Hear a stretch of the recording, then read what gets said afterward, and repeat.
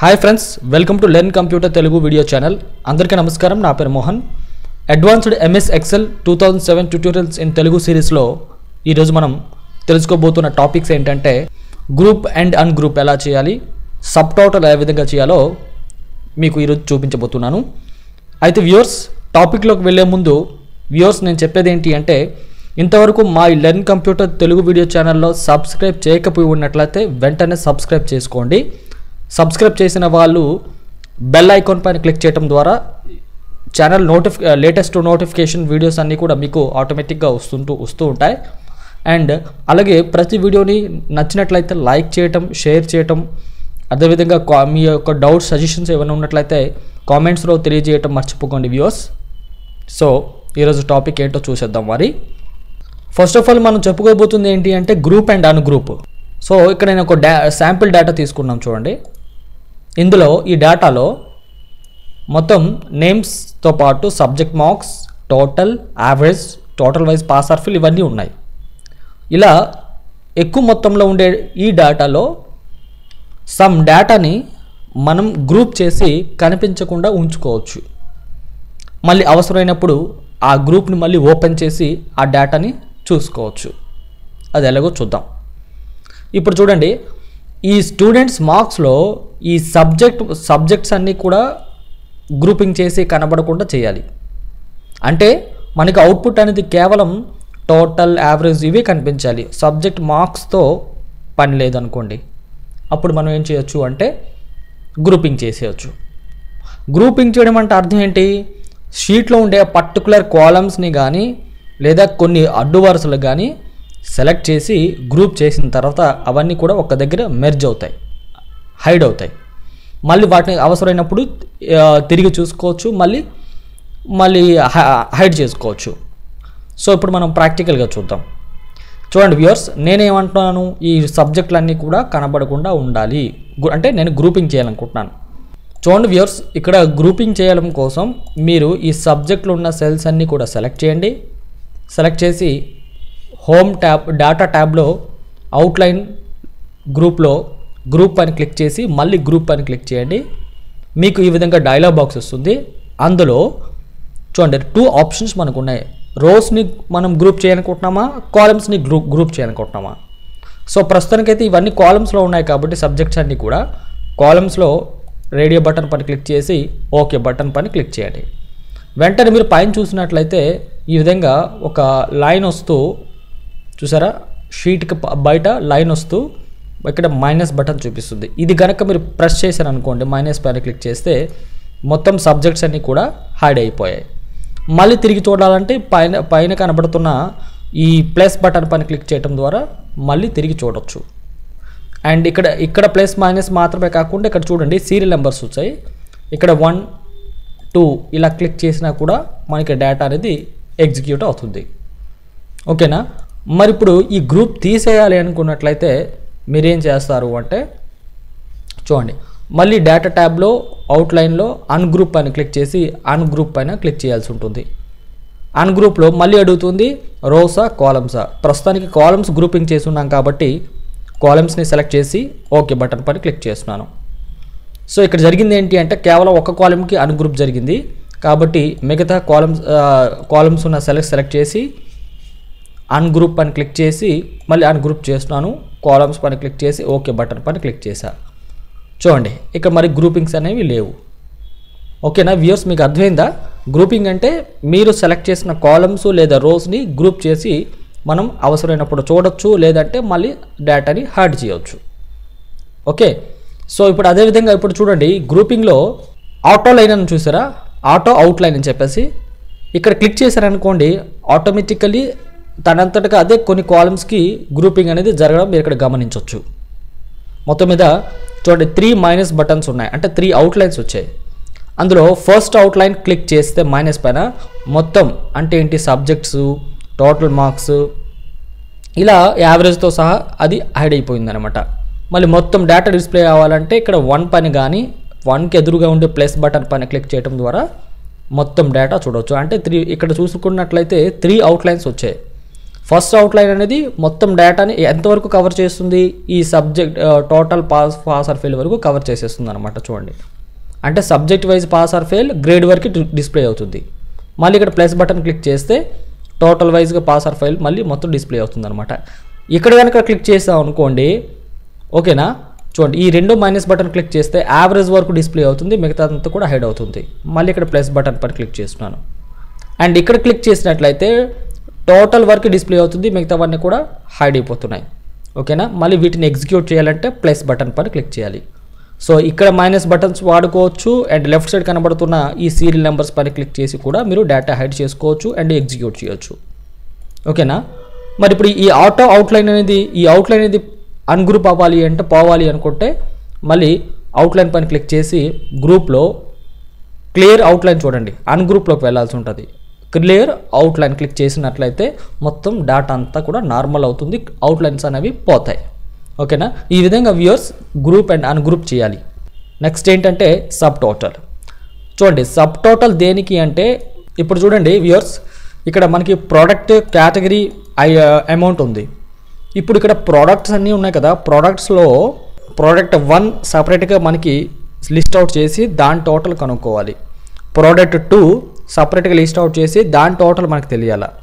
Product 3 సపరేట్గా list out చేసి దాని టోటల్ మనకు తెలియాలా. ప్రస్తుతానికి అయితే ఇప్పుడు మనం ఎన్ని ప్రోడక్ట్స్ ఉన్నాయో అన్ని ప్రోడక్ట్స్ సంబంధించిన మొత్తం అమౌంట్స్ ఇక్కడ వేసాము. కానీ టోటల్ కావాలంటే ఇక్కడ క్లిక్ చేసి మీరు ఈ మొత్తాన్ని ఇక్కడ కలిపి ఇందులో వేయొచ్చు. అంటే మనకి గ్రాండ్ టోటల్ వస్తుంది తప్పించి ప్రోడక్ట్ వైజ్గా రాదు మనకి. మరి ప్రోడక్ట్ వైజ్గా వివరాలు ఏ ప్రోడక్ట్కి ఆ ప్రోడక్ట్ కేటగిరీ వైజ్గా మనకి టోటల్ జరగాలి అంటే ఇక్కడ మనం సబ్ టోటల్ చేయాలి.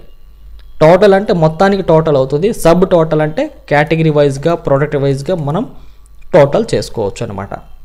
సో ఎలాగో చూద్దాం. చూడండి, ఏ డేటా ప్రకారం అయితే సబ్ టోటల్ చేయాలనుకుంటున్నామో ఆ డేటాలో మనం సెల్ యాక్టివేషన్ పైన ఉంచాను.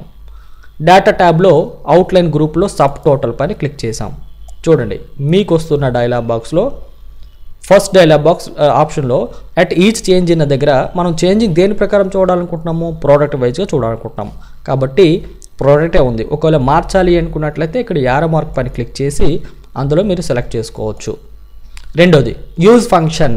ఇక్కడ చూడండి బై డిఫాల్ట్గా సమ్ అని ఉంది కదా, సమ్తో అంటే మనం సబ్ టోటల్ అనేది కేటగిరీ వైజ్గా టోటల్ చేయొచ్చు, కేటగిరీ వైజ్గా కౌంట్ చేయొచ్చు, కేటగిరీ వైజ్గా ఆ కేటగిరీలో ఏది పెద్దది ఎక్కువ ఉంది తక్కువ ఉంది అనేది కూడా చూడొచ్చు. ప్రస్తుతానికైతే మనం సమ్ తీసుకుందాం.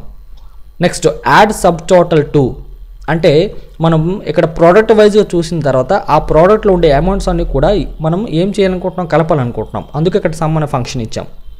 తర్వాత ఏ వాల్యూస్ని మనం కలపాల్సి ఉంటుంది, ఇక్కడ కేటగిరీలో ఉండే వాల్యూస్నా అమౌంట్లో ఉండే వాల్యూస్నా అనేది ఇక్కడ టిక్లో పెట్టుకోవాలి. అమౌంట్లో ఉండే వాల్యూస్ని మనం కలపాలనుకుంటున్నాం కాబట్టి ఇక్కడ అమౌంట్లో టిక్ మార్క్ బై డిఫాల్ట్గా వచ్చింది, లేదు అంటే మీరు ఇక్కడ సెలెక్ట్ చేసుకోవచ్చు.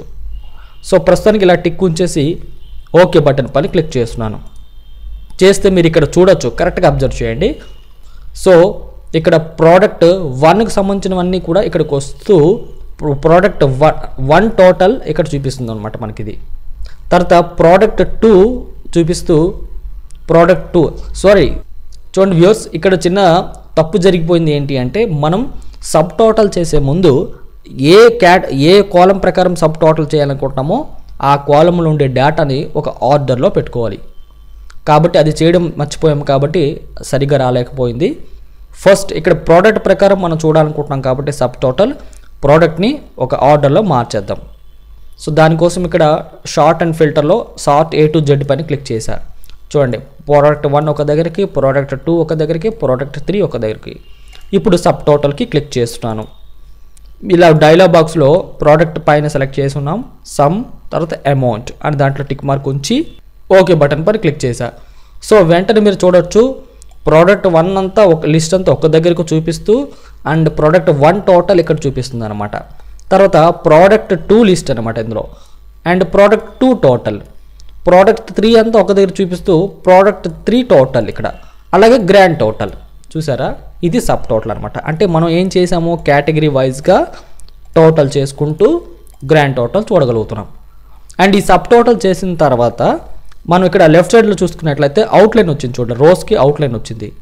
అంటే ఈ ప్రోడక్ట్ వన్ లిస్ట్ మనకి కనబడకుండా ఉంచాలి అనుకున్నట్లయితే P1 టోటల్కి లెఫ్ట్ సైడ్ ఎదురుగా ఇక్కడ మైనస్ బటన్ పైన క్లిక్ చేస్తే P1 లిస్ట్ అంతా కూడా హైడ్ అవుతుంది. అలాగే P2 లిస్ట్ హైడ్ చేయాలంటే ఇక్కడ మైనస్ బటన్ క్లిక్ చేయాలి. P3 లిస్ట్ హైడ్ చేయాలంటే మైనస్ బటన్ క్లిక్ చేయాలి. సో ప్రజెంట్ మన ముందు కనబడుతుంది ఏంటి అంటే P1, P2, P3 టోటల్స్ మాత్రమే డిస్ప్లే అవుతున్నాయి. అందులో వాల్యూస్ అనేవి ఇక్కడ మనకి డిస్ప్లే కావట్లా.